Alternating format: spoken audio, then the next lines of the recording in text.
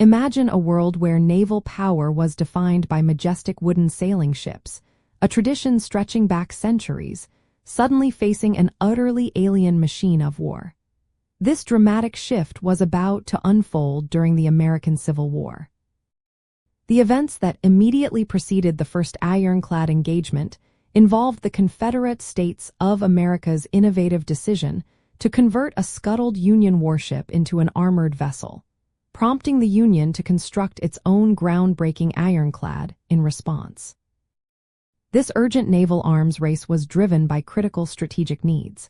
The Confederacy desperately sought to break the powerful Union blockade that was strangling its economy and preventing essential supplies from reaching its ports.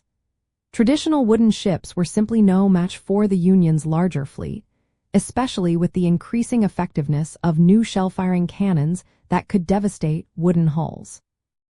Control of key waterways like Hampton Roads was vital for both sides, leading to a desperate search for a technological edge.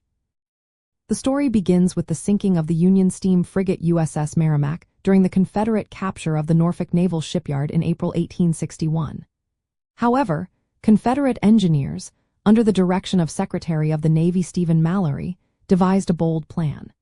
They raised the Merrimac, stripped its burned superstructure, and then clad its salvaged hull with heavy iron plates, transforming it into a formidable weapon renamed the CSS Virginia.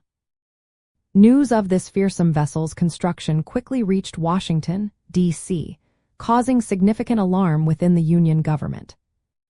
In response to this looming threat, the Union Navy rapidly commissioned the construction of its own ironclad warship, the USS Monitor. Designed by the ingenious Swedish engineer John Ericsson, the Monitor was a radical departure from conventional naval architecture, featuring a low freeboard and a revolving turret housing two powerful Dahlgren guns. The race to complete both ships was intense, as each side understood the potential game-changing impact of these new vessels. On March 8, 1862, the CSS Virginia made its devastating debut. It steamed into Hampton Roads, Virginia, and almost single-handedly destroyed two large Union wooden warships, the USS Cumberland and the USS Congress, while also damaging the USS Minnesota. The sheer invulnerability of the Virginia to conventional cannon fire sent shockwaves through the Union command and the entire world, signaling the end of an era for wooden navies.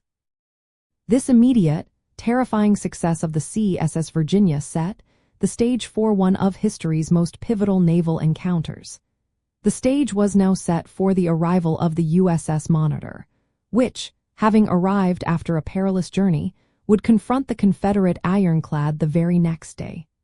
The urgency to counter the Virginia and protect the remaining Union fleet was paramount.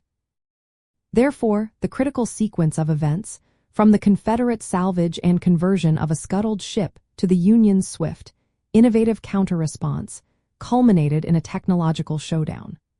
This rapid evolution in naval design fundamentally reshaped maritime warfare, forever changing how nations would build and deploy their fighting fleets, moving from wood and sail to iron and steam.